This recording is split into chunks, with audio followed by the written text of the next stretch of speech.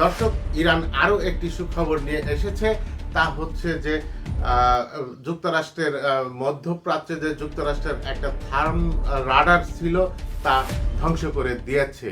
যুদ্ধ বিশ্লেষণ করে বিশ্লেষকদের মধ্যে কেউ বলছে যে ইরানের এটি একটা অন্যতম সাফল্য, কেউ বলছে যে খুব বেশি বড় বিপদে পড়ে যাবে যুক্তরাষ্ট্র। এই থার্ড রাডার যে ৩,৬০০ কোটি টাকা দাম যুক্তরাষ্ট্রের জন্য বেশি কিছু তা না, কিন্তু এটির একটা আছে যে এটা খুব সচরাচর পাওয়া যায় না, যে এটি সারা পৃথিবীতে প্রয়োজন, যুক্তরাষ্ট্রের প্রয়োজন আছে ৯টি, কিন্তু এটি আছে সারা পৃথিবীতে। যুক্তরাষ্ট্র ৮টি জায়গায় সেট করে রেখেছে, তার মধ্যে মধ্যপ্রাচ্য একটি, যেটি ইরান ধ্বংস করে দিয়েছে। এটি তৈরি করা খুব সহজ কাজ না যে 7 দিন 1 মাসের মধ্যে আবার একটা তৈরি করে ফেললাম। তো এই থার্ড রাডারের কাজ কি, এবং আরও 2টা আপডেট আছে, সেগুলি আজকের এই ভিডিওতে থাকছে। যে যুক্তরাষ্ট্রের $30 কোটি দামের থার্ড রাডার ব্যবস্থা ধ্বংস করে দিয়েছে ইরান। পারস্য উপসাগরীয় অঞ্চলে মার্কিন ক্ষেপণাস্ত্র প্রতিরক্ষা ব্যবস্থাকে দিক নির্দেশনা দেওয়ার জন্য অত্যন্ত গুরুত্বপূর্ণ একটি রাডার ব্যবস্থা ধ্বংস করে দিয়েছে ইরান। $30 কোটি মূল্যের এই রাডারটি ধ্বংস হওয়ায় ভবিষ্যতে এই অঞ্চলে হামলা ঠেকানোর সক্ষমতা বড় ধরনের ঝুঁকির মধ্যে পড়বে যুক্তরাষ্ট্র। মার্কিন এক সামরিক কর্মকর্তা এমনটাই জানিয়েছেন। সিএনএন-এর প্রতিবেদনে বলা হয় যে বাণিজ্যিক স্যাটেলাইট থেকে পাওয়া ছবিগুলো বিশ্লেষণ করে দেখা যাচ্ছে যে যুদ্ধের শুরুর দিনগুলোতে জর্ডানের মওয়াফাক সালতি বিমান ঘাঁটিতে মার্কিন থার্ড ক্ষেপণাস্ত্র প্রতিরক্ষা ব্যবস্থায় ব্যবহৃত একটি আরটিএক্স কর্পোরেশনের NTPY-2 রাডার এর আনুষঙ্গিক সরঞ্জাম ধ্বংস করা হয়েছে। পরে এক মার্কিন কর্মকর্তা থার্ড এর প্রতিরক্ষা সরঞ্জাম ধ্বংসের বিষয়টিও নিশ্চিত করেছেন। যুক্তরাষ্ট্র ভিত্তিক চিন্তক প্রতিষ্ঠান ফাউন্ডেশন ফর ডিফেন্স অ্যান্ড ডেমোক্রেসির এর তথ্য অনুযায়ী জর্ডানে ইরানের 2টি হামলার খবর পাওয়া গেছে। একটি ছিল 28 ফেব্রুয়ারি এবং অন্যটি ছিল 3 মার্চ।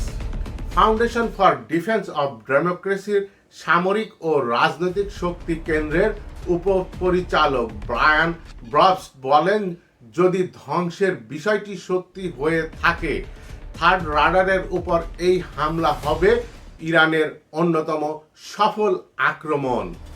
মার্কিন টার্মিনাল হাই অল্টিটিউড এরিয়ার ডিফেন্স এর ওই থার্ড রাডারের কাজ হলো বায়ুমণ্ডলের একেবারে শেষ সীমানায় ব্যালিস্টিক ক্ষেপণাস্ত্র ধ্বংস করা। এবার বুঝতে পারছেন যে ইরান কত বড় কাজ করেছে। তো এই ব্যালিস্টিক ধ্বংস করা এর মাধ্যমে তারা প্যাট্রিয়ট ব্যাটারির চেয়ে অনেক বেশি কঠিন ও জটিল হুমকির মোকাবেলা করতে পারবে না। বর্তমানে এই NTPY-2 রাডারটি অকেজো হয়ে যাওয়ায় ক্ষেপণাস্ত্র ঠেকানোর দায়িত্ব পড়বে প্যাট্রিয়ট ব্যবস্থার উপরে। এটি কতটা কাজ করতে পারবে এই থার্ড প্রজন্মের উপরে এসে, সেটাও একটা দেখার বিষয় আছে। Center for Strategic and International স্টাডিজের তথ্য মতে দক্ষিণ কোরিয়ায় গুমাও সহ সারা বিশ্বে যুক্তরাষ্ট্রের মাত্র 8টি থার্ড প্রতিরক্ষা ব্যবস্থা রয়েছে। প্রতিটি ব্যবস্থার দাম প্রায় $100 কোটি, যার মধ্যে শুধু রাউটারটার দামই হচ্ছে যে $30 কোটি। CSIS এর ক্ষেপণাস্ত্র প্রতিরক্ষা বিশেষজ্ঞ টম কারাকো বলেন, এগুলো অত্যন্ত দুষ্প্রাপ্য কৌশলগত সম্পদ এবং এটি হারানো একটা বড় ধরনের ধাক্কা যুক্তরাষ্ট্রের জন্য। টমকো কারাকো আরও বলেন যে 2012 সালে লক্ষ্যমাত্রা অনুযায়ী সেনাবাহিনীর 9টি থার্ড ব্যাটারি প্রয়োজন ছিল, কিন্তু বর্তমানে আছে মাত্র 8টি। তাই হাতের কাছে বাড়তি কোনো TPY-2 রাডার নেই। বুঝুক এবার যুক্তরাষ্ট্র যে কার সঙ্গে লাগতে গিয়েছে।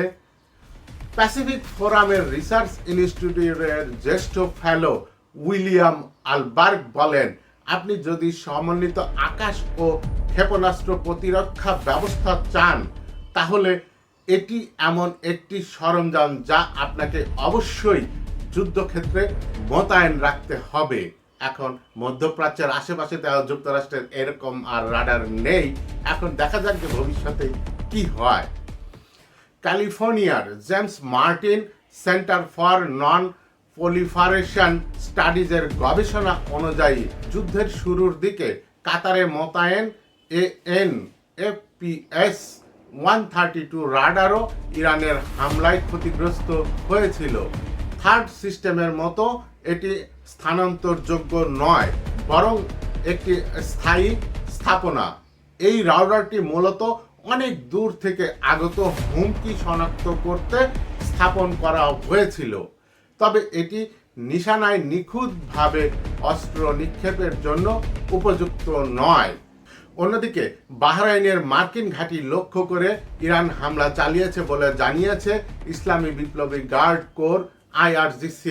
বাহরাইনের জুফায়র ঘাঁটি লক্ষ্য করে এই ক্ষেপণাস্ত্র হামলা চালানো হয়। IRGC বলছে যে কশ্মীর একটি পানির প্ল্যান্টের উপর মার্কিন হামলার জবাব হিসেবে এই হামলা চালানো হয়েছে বাহরাইনে। ইরানের পররাষ্ট্রমন্ত্রী আব্বাস আরাগচি এর আগে বলেছেন যে ওই মার্কিন হামলায় 30টি গ্রামের পানি সরবরাহে বাধা সৃষ্টি করেছে। বাহরাইনের স্বরাষ্ট্র মন্ত্রণালয় সামাজিক যোগাযোগ মাধ্যম এক্সে বলেছে হামলার সময় সাইরেন বেজে উঠেছে, বাসিন্দাদের শান্ত থাকার এবং নিরাপদ আশ্রয় খুঁজে নেওয়ার আহ্বান জানানো হয়েছে। অন্যদিকে ইসরায়েলের ঘাঁটি লক্ষ্য করে রকেট হামলা চালিয়েছে হিজবুল্লাহ। লেবাননের হিজবুল্লাহ বলছে তারা সাফেদের কাছাকাছি একটি ইসরায়েলি ঘাঁটিতে রকেট হামলা চালিয়েছে। এক বিবৃতিতে হিজবুল্লাহ জানিয়েছে তাদের যোদ্ধারা ইসরায়েলের উত্তরাঞ্চলের আইন জেইতিম ঘাঁটি লক্ষ্য করে হামলা চালানো হয়েছে। বন্ধুরা, এরকম ইরানের আপডেট খবর নিয়ে পরবর্তী সময় আবারও দেখা হবে। ভালো থাকুন, সুস্থ থাকুন, নিরাপদে থাকুন।